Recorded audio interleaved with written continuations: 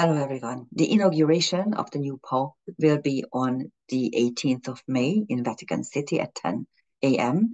And we are going to look at the space-time moment, not as something personal. We are not going to look at Pope Leo XIV, because first of all, we don't yet have a time of birth, only the date. Although some of the people, some of the astrological community already started to rectify his chart. I would wait until we have a proper birth time and then look at it. Maybe we will do it later on if we do have that timing. But the future of the papacy, let's put it this way, the whole Roman Catholic Church could probably be looked at if we take a look at the space-time moment of the inauguration. And this is what I'm going to attempt doing. I need to tell you that if you are a very devoted Roman Catholic, then you might not like this video. And I accept and appreciate everyone's belief system. This is simply a space-time moment. So this is the title I gave the new Pope, a new chapter for Catholics, and I put a question mark there because we have no idea. But this is the inauguration chart, Vatican City at 10 a.m. on the 18th, and we have a Cancer rising with the moon in Aquarius in the 7th, conjunct Pluto in a doubly applying conjunction. This already gives us some clues. First of all, it's called the Mother Church. At least in Hungarian, we call it Anya Szent Egyház. Anya means mother.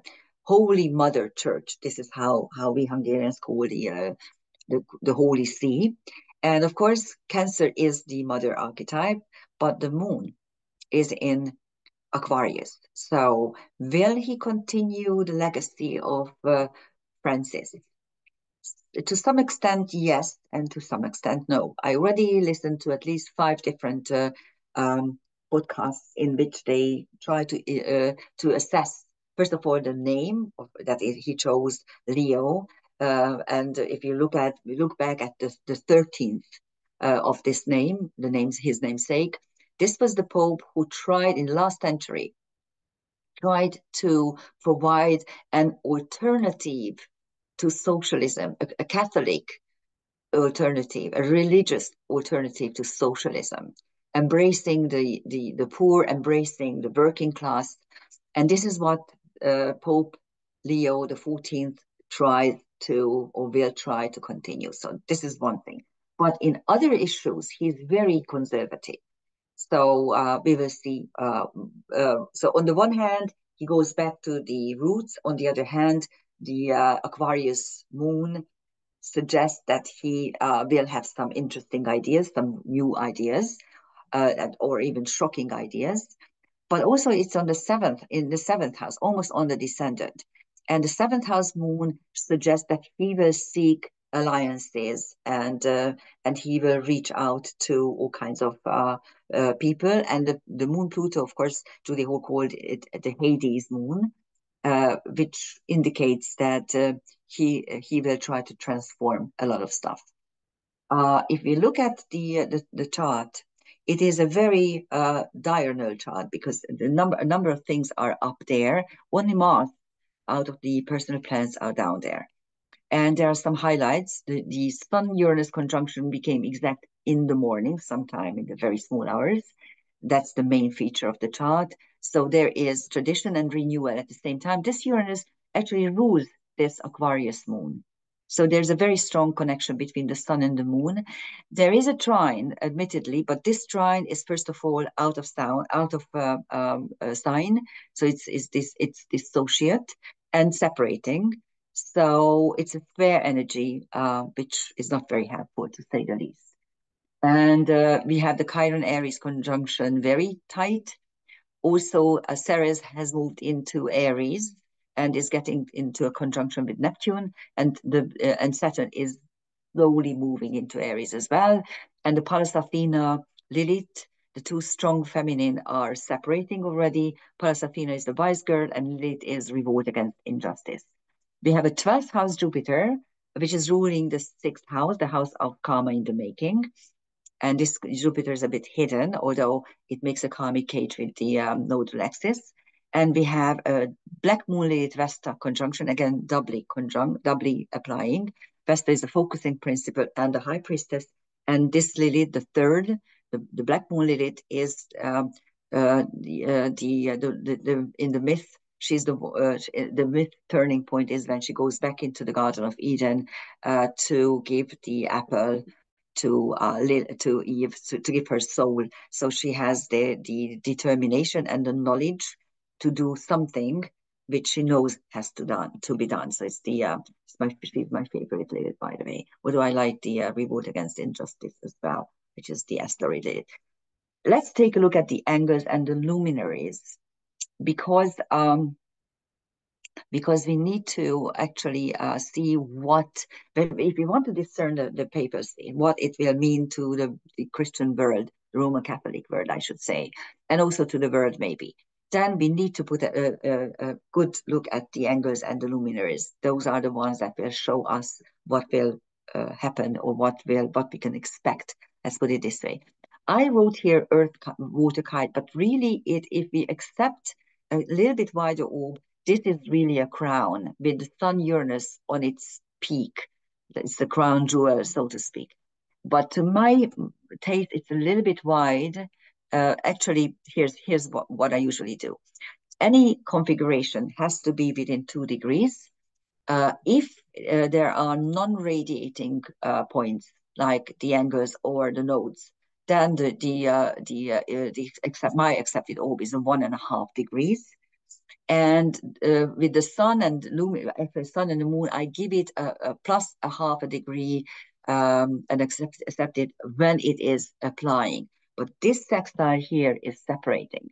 So this is the thing that is not really there, so to speak. So you can actually look at it as an earth water kite, but you can also, which is absolutely a little bit again wide here and there, but I accept it.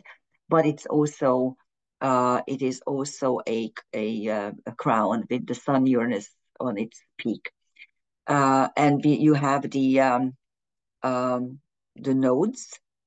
So there's the past and the future, karma and destiny, and the ascendant descendant, which is the whole energy starting, and the pacts and covenants that we need to take into consideration. So that's the crown. And there's also a talent rectangle. So if you look at, if you look at the earth, water, kite, and the mystic rectangle, that's the crown together.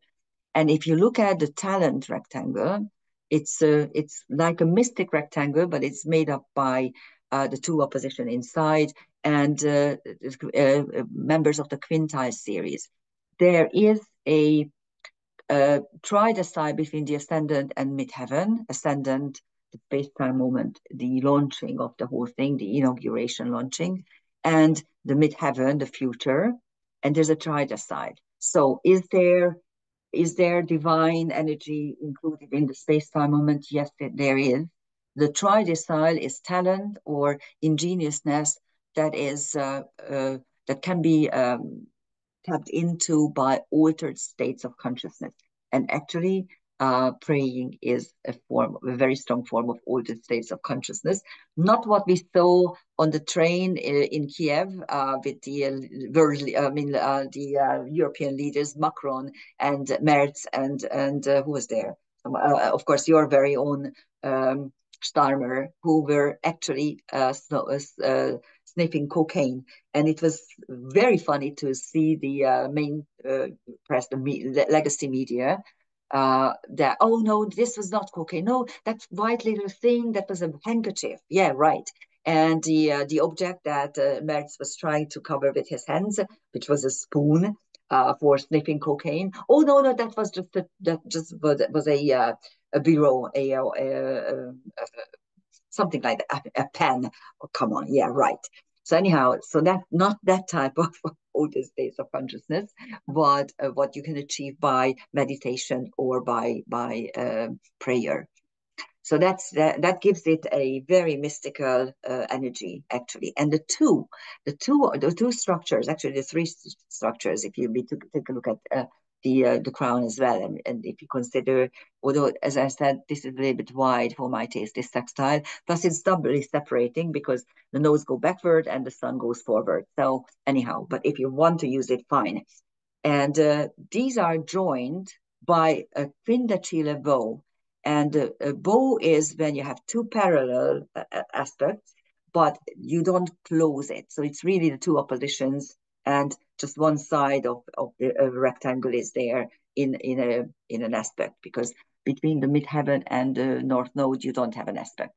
But you have the parallel, and these are two quindaciles. And quindacile 165-degree describes obsession and ambition. So let's see what is the obsession, ambition of this paper. See, to tap into karmic issues and bring it up to the midheaven, to the future, to the open, and also to tap into karmic roots, previous papacies, and utilize them in our destiny. And the moon has a very funny role here, because as you can see, the moon is already in Aquarius. So actually, energetically and also by degree, it doesn't really close anything here. But whenever the luminaries are not part of a configuration, but they are simply there 4 or 5 degrees away, then they are looking at the whole structure and highlighting and illuminating it. And this Aquarius moon does that. And you can delineate the moon as the chart ruler, which is the most important part besides the sun. You can also delineate it as the people, so the subject of the Roman Catholic Church, but also the soul energy of this papacy, which is very Uranian, to say the least. But the sun moon trine is not really there energetically, maybe by the degree it is. But this moon is ruled by Uranus. So actually, Uranus has a very prominent role here, because it's conjunct the sun and rules the other luminary. And it is the tip of the crown, if we accept the crown as well. Let's take a look at the transcendental celestial. On the Sun-Uranus conjunction, you have Alicanto, a TNO, an eTNO actually, which describes a nocturnal bird who eats precious metal, and its feathers are made of gold and silver, and it's very bright in the night sky, and people try to catch it, but they usually are unable. Although when Alicanto eats too much, he's unable to fly. And this is a symbol of greed. This is a symbol of when you do too much, when you overdo something, then you will lose your purpose, your divine underlying purpose, for which is for a bird is flying, and for us people to remain human. And Algol is Beta Perseus, which is one of the worst stars considering. I never consider a star bad. Actually, this is a very strong mystery school for persecuted feminine lives. The moon has Moira, the goddesses of fate, Arav, which is the Welsh lord of the underworld, and so it's like it's a Plutino, so it has a similar function to Pluto, transformation and underworld energies. Hilonome, it's a centaur, and Hilonome describes irreparable, very deep um, grief. She loses her husband, and they are very much in love with each other, and she can't take it, and so she kills herself. This is on the moon, mind you. Altair is one of the so-called shaman stars, because it's Alpha Aquila, so the alpha star of the divine eagle, and it describes freedom and the energy of healing. So it's quite prominent. On the ascendant, you have another healing energy, Panacea, which is universal healing properties. Cybele, which is a minor Asia goddess, creator and mother goddess. So there's another mother energy on the ascendant, besides being in Cancer. Paradise, of course. And Hypatia, or Hypatia, I have no idea how to pronounce it. She was the last um, she was a mathematician, a woman who was the head of the Alexandrian library. So she was the head librarian, but she was murdered when the library was burned sometime in 460 something AD. And Heracles, which describes another centaur, which describes the dilemmas between truth and reality. Reality out there is objective, your truth is always subjective, and there's a difference between the two most of the time. And when you have Heracles prominent in your chart, you are unable to distinguish the two. And here, this is on our ascendant, quite interesting.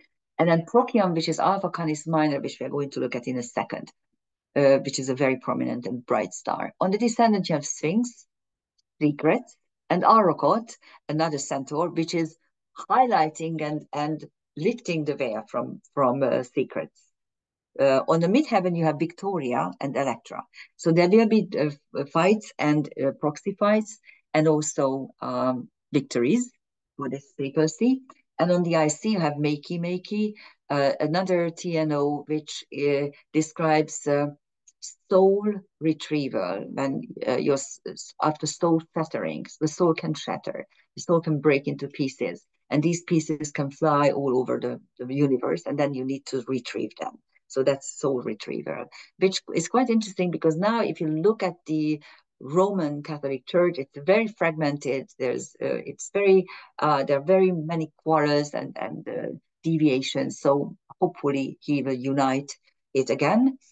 And there are two bright stars in the IC, which are very different from each other.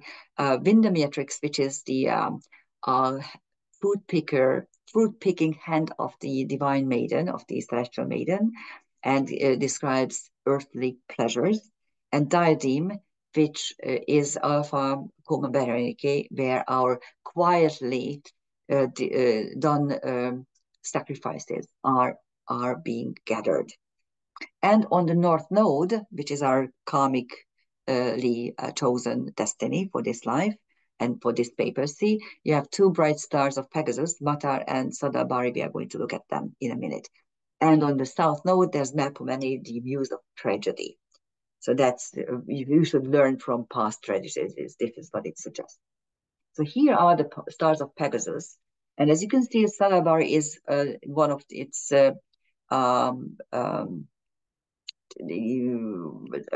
well, actually, it's how do you call this? The joints are with the legs. A brain. Sorry, I have this brain shift. So anyhow, and Matar is one of the knees. So to how to bend the knee. These belong to the foot of the divine Pegasus, the flying horse.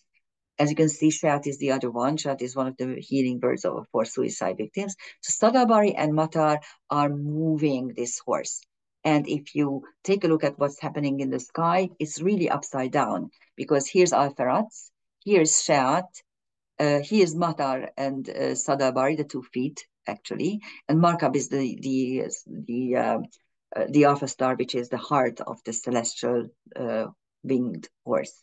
So it's right upside down, as you can see. This is how they usually describe it. And then you have Sada, I just put here Sadamelek and Sada Sud, the 2 stars, Alpha and Beta stars of Aquarius. And here's Arganib, which is the tip of the wings. So as you can see, this is really this drawing is upside down. When you wake up in the night and you look at if you live at a place where you can actually look at the sky, this is what you will see around midnight. Okay, and there's another region of the sky which becomes prominent this time, although this region you won't be able to see. Only by October, November will you be able to again take a look at these stars.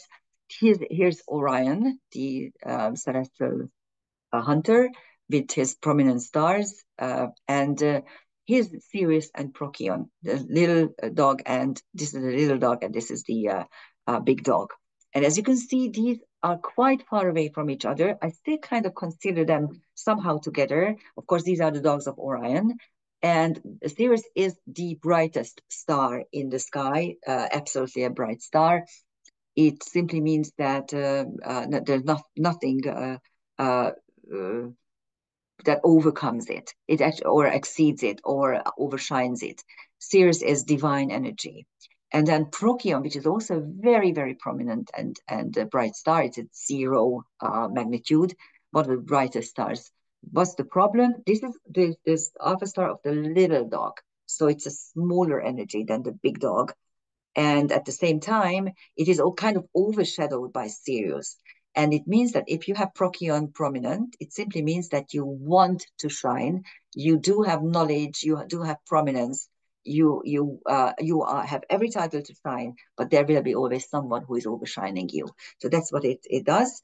And I just put here a couple of other stars. If you keep this, if you save this picture and you wait until November, you will be able to see this in the sky, actually. So this is the alpha and beta stars of Taurus. And this is the Pleiades. And this is Menkar, which is Alpha Cetus, which is at the liminal space between Aries and Taurus. That's what Cetus does, occupies this space, which there are no bright stars. And here are the bad stars, of course. And then Alhina, which is Gamma Gemini, which actually belongs already to the celestial twins. And is not just an ecliptical star, but also on the Milky Way. So the Milky Way flows here. This is the position of the Milky Way. Here are the stars in it. Okay, and there's also a cathedral in this chart.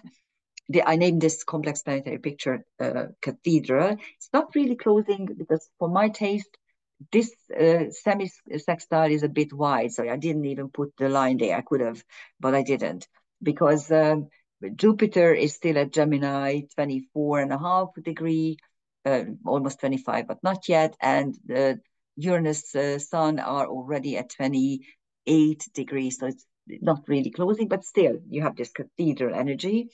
There is a mutable karmic cage with Jupiter and the nodes, at the apex of which is Jupiter. And whenever you have a mutable, actually any karmic cage, mutables are best, but if you have a karmic cage in your chart, which means that there's a planet at the bending, make it really, really within 1.5 degrees, that is when it is really prominent, then you have a tool to understand your destiny much earlier than the rest of us. Of course, through daily problems and naggings and crisis, but still. There's also fixed T-square with Uranus and the Sun opposite Juno, which is getting really wide, and then Pallas Athena and Lilith at its apex, the two strong and independent feminine. Pallas Athena, of course, is the wise girl and the single woman, and Juno is describes committed relationships. So they are, of course, clashing. They have always been clashing. And there's also a boomerang with the nodes. That's the boomerang angle. And Chiron Aries, which is one side, and Pallas Athena, which is on the other side. And there is also a finger of fate with South Node, Chiron Aries, and Juno. There's another finger of fate. You can actually find a couple of ones. And the 10th trapeze gives you the basis of this cathedral. It's a 10th trapeze because it has two squares as their sides. One is a square, fixed square. We just looked at it. And the other one is the part of the karmic cage. And the basis is the trine. Jupiter, Pallas Athena gives you the hope and enthusiasm to act on your own. And with Lilith, again, it infuses your fighting and revolting energies with enthusiasm. And the tip of this again, the trapezes are acting as like a stage, and the top of the stage here is the South Node Juno sextile. So learn from the past and make alliances. This is what it suggests. But if you look at it as a cathedral, then the top of it, the spire, is the Chiron Aries conjunction, which is becoming exact within a week. And this means, for the new papacy, that if you want to heal karmic wounds, you need to look at the fighting energy as well. You need to look at the chaos that the powers that be are trying to create everywhere. This is a program chaos, and it would be the rule of the church, actually the role of the church and the task of the church to kind of give the people some sort of divine energy, some sort of divine message, how to survive this chaos and how not to inflict more karmic wounds upon ourselves and upon others. And this is also the tip of the angel wing, which is the tip of this cathedral energy. And here are the transcendental celestial objects. We are already looked at Sun, Uranus with Alicanto and Algol. On Jupiter, you have Babel, which means not understanding each other. Fortuna, which is a second fortune energy on Jupiter, but which is fortune in itself. And Polyhymnia, another muse. The muse of hymnic poetry. And hymns are always for the sky, for the skies, for the divine. And Anita, which is Zeta Orion. So this is the last of the bad stars to the east. And on Chiron Aries, you have Osiris, the Lord of the underworld in Egyptian mythology. On Apis Athena, Euterpe, another muse. And Sadal Sud and Deneb Algadi, the beta star of Aquarius and the delta of Capricorn. Sadal Sud means the luckier of luckiest, and Deneb Algadi means steadiness and strength. And on Juno, you have Hesiod, the Greek counterpart of Vesta, and she is responsible for creating beautiful ceremonies and punctual, exact ceremonies. And Agena is Beta Centaur. The two stars, Alpha and Beta, in the constellation Centaur are very strong healing words for Chironian wounds. Ptolemy, the Alpha star, is the main healing world, and Agena describes alternative healing potentials and therapies. And if you wait until 8:45 Central European Daylight Saving Time, which is 7:45 p.m. London time, you will have the karmic cage exact between Jupiter and the nodes. So that is the inauguration chart. This could describe the future of this papacy. We will see, of course, not today, also not within a week, but maybe within a year or 2 years, we will see where this goes. Thank you for listening. Bye-bye.